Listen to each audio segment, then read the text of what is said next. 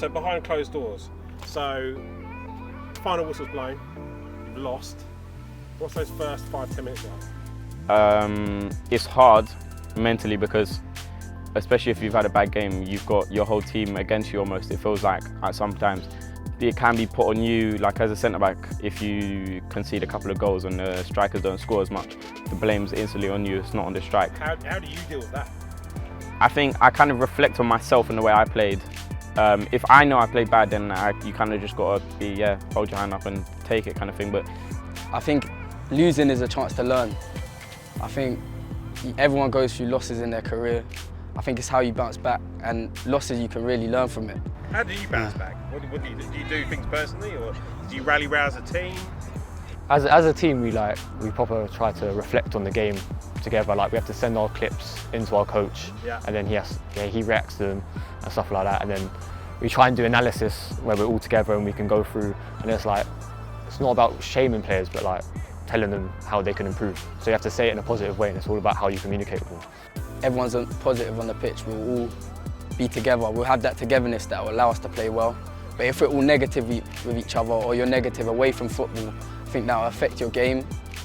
I feel like just by working with them so closely, people do naturally open up. You know, if I'm doing a one-to-one gym session with them, they're going to just in that rest period want to have conversation about things. Some of them are more open about their personal life than others. Some of them you sort of get to know and gauge their characters, and you can kind of tell who's happy to sort of chat to you about things and who's not. But it is a really, really fantastic dynamic that we've got going on between sort of staff and players here, and I really do feel like everyone feels super comfortable amongst each other. So yeah, I'm really grateful for that. Yeah. Hey, there's a good loss and a bad loss, right? Yeah. I mean, if you're doing really, really well, like I mean, last season obviously we won the league, we didn't lose that many games, so the odd loss didn't feel quite as bad. In the 2007 to 8 season, which I wish I could erase from my memory, we won 5 games all season, and when we lost, it was like, again, not again. I can't take any more of this, and you just feel really deflated. How did you pick yourself up from that? Well, in those days, I would probably drink afterwards, which is not a good idea. It's not something I do now, really. I wasn't very good at dealing with it then. I'm better at dealing with it now.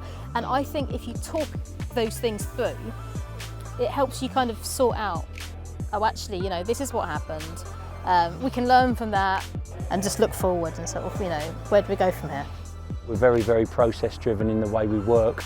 So we look at the positives still where they are there, and then the way we work, we look at the things that haven't gone right and we do it as a collective. How do you deal with you being wrong? I think by recognising that me owning up to being wrong isn't a weakness, it's actually a strength. You know, I think in the past maybe managers feel if I own up to stuff like that, it makes me look weak. But if I've got something wrong, I've got something wrong. You do go on Twitter afterwards and see fans saying, like, we're useless, when are we ever going to win or something.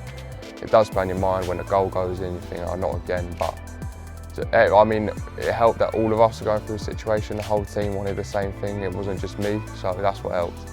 They feel $1 million if they've played well or scored a goal.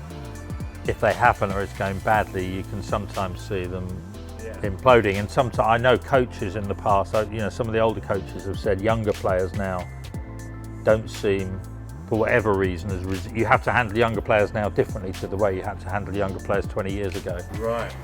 Yeah, absolutely, because mental health is a big topic. You know, you have to. Yeah, and I think in the old days it was just, you have to be strong to survive. Nowadays, if you go in with the hairdryer with some players, you know, they just collapse. I think resilience, mental resilience is such a key thing, and particularly in elite sport. As a goalkeeper, you have to have that mental strength as well, because, you know, you're on your own. It's easy for, you know, fans to say what they want to say at certain times, but, you know, I think it's important that you have that focus so you can excel in the game. And I know when I was younger, you know, I used to dwell on things a little bit more, but now, you know, I've come to realise that everybody makes mistakes, and it's okay to make a mistake. It's just how you react and how you bounce back from that. And that's important, because that also puts you in the right frame of mind to be able to concentrate on the rest of your game. I feel when you dwell on things, it can impact you. But I think as you mature and as you play more games in your career, you start to understand that, younger self, you dwell, you think the worst, you always think the worst, but as you mature, things become a lot easier to deal with. Do you think it's a good idea to talk about it? 100%.